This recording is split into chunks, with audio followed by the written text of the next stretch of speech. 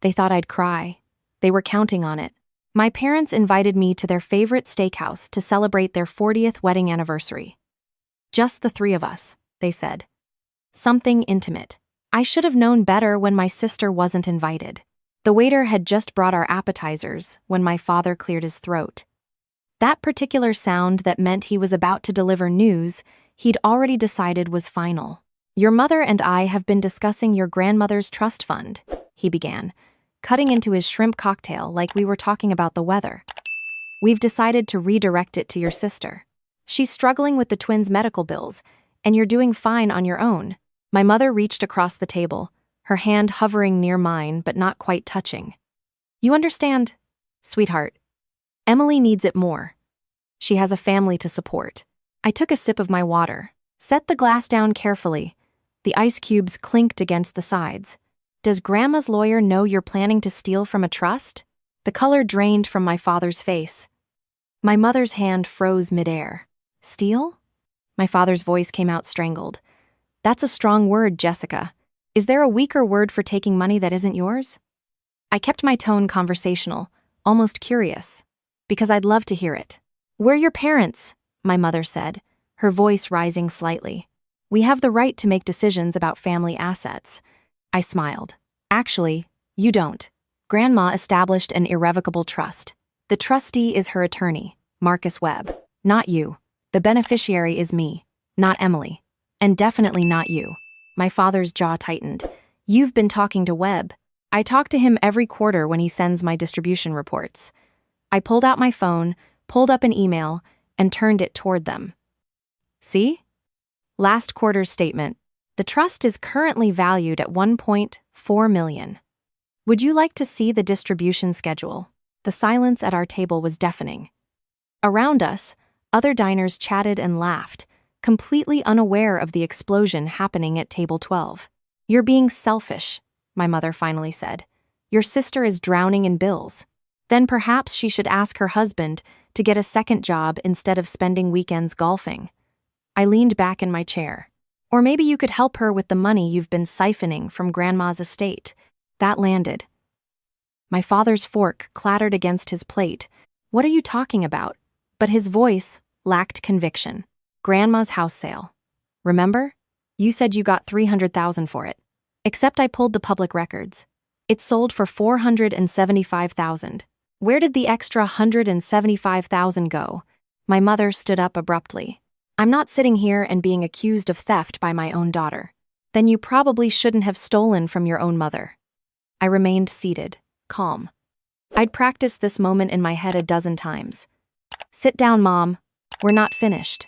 We most certainly are. She grabbed her purse. Sit down. Something in my voice made her freeze. Because if you walk out of this restaurant, my next call is to Marcus Webb, and my call after that is to the district attorney. Your choice. My father's hand shot out, pulling my mother back into her seat. Jessica, let's all just calm down. I am calm. I've been calm for the past 3 months while I gathered evidence. I pulled a folder from my bag and placed it on the table. Bank statements showing unusual transfers from Grandma's account to yours, forged signatures on withdrawal slips, emails between you and the real estate agent discussing how to hide the extra proceeds from the house sale. Should I go on? My mother's face had gone pale. You've been spying on us? I've been protecting what Grandma wanted me to have. There's a difference. I opened the folder, showing them page after page of documentation. Did you really think I wouldn't notice? Grandma told me everything before she died. She knew you'd try this. That was a lie. Grandma had died suddenly, before she could tell me much of anything. But I'd spent 3 months with a forensic accountant and a private investigator putting the pieces together, and my parents didn't know that. Your grandmother was senile, my father tried. She didn't know what she was saying toward the end. Interesting theory. Except her lawyer has video testimony from 6 months before she died. She was sharp as a tack, and she specifically named me as the sole beneficiary of her trust, with explicit instructions that you were to receive nothing. I paused. Want to know why? Neither of them answered, but I could see they wanted to know. Because she found out about the $30,000 you borrowed from her 15 years ago and never paid back, and the remodel on your house that she funded but you told everyone you paid for yourselves. And the car you bought Emily for graduation that came out of Grandma's checking account. She offered, my mother whispered. She offered help. You took advantage. There's a difference. I closed the folder. Now, here's what's going to happen. You're going to drop this ridiculous plan to redirect my trust fund. You're going to return the $175,000 you stole from the house sale. And you're going to sign a legal document acknowledging that you have no claim to any of Grandma's assets. And if we don't, my father tried to sound threatening, but his voice shook. Then Marcus Webb files a police report tomorrow morning. Theft of this magnitude is a felony. You'll both face criminal charges. Your names will be in the papers. Dad, you'll lose your position at the bank. Mom, your charity board will ask you to resign. Emily will find out exactly what kind of parents she has.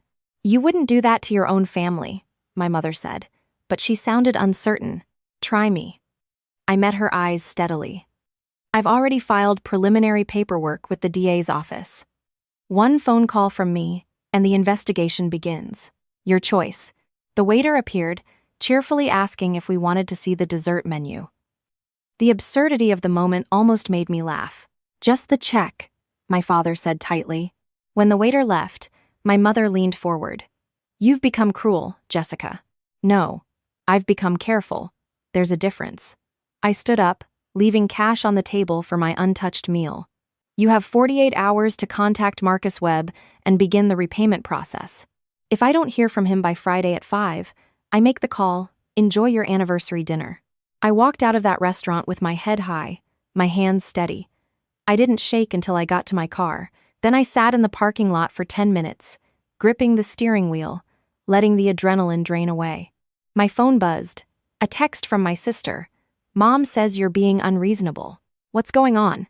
I stared at the message for a long moment, then typed back. Ask Mom and Dad about Grandma's trust fund. Ask them where the money from her house sale went. Then decide who's being unreasonable. 3 dots appeared, disappeared, appeared again. Then, what are you talking about? I sent her a photo of one document from my folder, just one. A bank transfer from Grandma's account to our parents' account for $50,000, dated 2 weeks after Grandma died. Labeled, Loan Repayment, Ease Medical Bills. The 3 dots stayed there for a full minute. Then, call me. I started my car and drove home instead. Some conversations needed to happen face-to-face, and I was done with restaurants for a while. 2 days later, Marcus Webb called. Your father wants to schedule a meeting. He's proposing a payment plan for the house sale proceeds. Full amount, with interest, or no deal. He anticipated you'd say that. Marcus sounded almost amused. He's agreed to your terms, and the document acknowledging he has no claim to the trust. He'll sign it at our meeting next week. Jessica, I have to ask, how did you figure all this out? Grandma kept meticulous records. I inherited that from her. I paused. And she told me before she died that if anything ever seemed off with her finances, I should come to you. Another lie, but a useful one. She was a smart woman. She'd be proud of you. Thank you, Marcus. I hung up and looked around my apartment. It was small, nothing fancy, but it was mine. Paid for with money I'd earned myself, not taken from anyone else. Grandma had taught me that. She'd grown up with nothing and built her wealth slowly, carefully, through decades of hard work and smart investments. She'd wanted me to have security, not just money, but the freedom that came with it. The ability to make my own choices, build my own life, without depending on anyone who might use that dependence as leverage. My parents had tried to take that away, not because they needed the money, but because they felt entitled to it. Because they'd spent their lives believing that family meant access to each other's resources, regardless of what those resources were meant for. The following Tuesday, I met with Marcus Webb and my parents at his downtown office. Emily wasn't there. She'd stopped returning my calls after I sent her 6 more documents showing how our parents had been using Grandma's money to fund their lifestyle while telling everyone they were helping their struggling daughter. My father looked like he'd aged 5 years in a week. My mother wouldn't meet my eyes. The repayment agreement, Marcus said, sliding papers across his mahogany desk.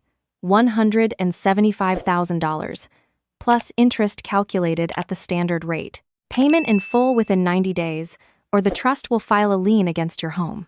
My father's hand shook as he signed. My mother signed next to him, her signature barely legible. And the acknowledgement, Marcus continued, producing another document, stating that Robert and Linda Morrison have no legal claim to any assets held in the Sarah Chen Trust, and that they acknowledge Jessica Morrison as the sole beneficiary as designated by the trust's creator. More signatures. The scratch of pen on paper seemed unnaturally loud. One more thing, I said quietly. Everyone looked at me. I want it in writing that you'll never contact me again regarding money. Not for loans, not for gifts, not for family emergencies. If you need financial help, you figure it out yourselves. Jessica, my mother started. Those are my terms. Take them or leave them. Marcus drafted the additional clause on the spot. My parents signed it. We walked out of that office separately. They went to their car. I went to mine. I didn't look back. 3 months later, the full payment cleared. Marcus called to confirm and to tell me that my parents had taken out a home equity loan to cover it. They're paying interest on money they stole, he said. There's a certain poetry to that. Grandma would have appreciated the irony. She would have. He paused. For what it's worth, I think you handled this perfectly. Not everyone has the strength to hold their family accountable. I learned from the best. That evening, my sister finally called. We hadn't spoken since I'd sent her those documents. I'm sorry, she said without preamble. I didn't know. They told me Grandma wanted to help with the twins' bills. They said you were being greedy. I know what they told you. The money they gave me for medical expenses. That was all from Grandma? Most of it. Silence. Then, I would have asked her myself if I'd known she was willing to help. I never would have let them steal from her.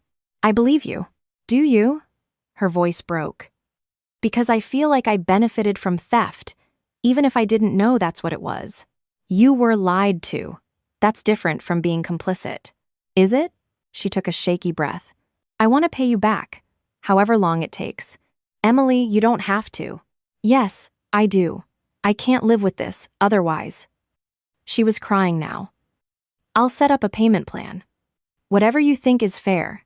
We talked for an hour. She told me about the past 3 months, about confronting our parents, about the lies unraveling.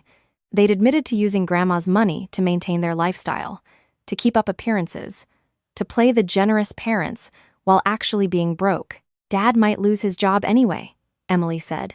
Word got out at the bank about the home equity loan. Questions were asked. That's not my problem. I know. But it's going to get ugly. It was already ugly. Now it's just honest. 6 months after that anniversary dinner, I sat in my new apartment, bigger, better, in a neighborhood I'd always dreamed of living in.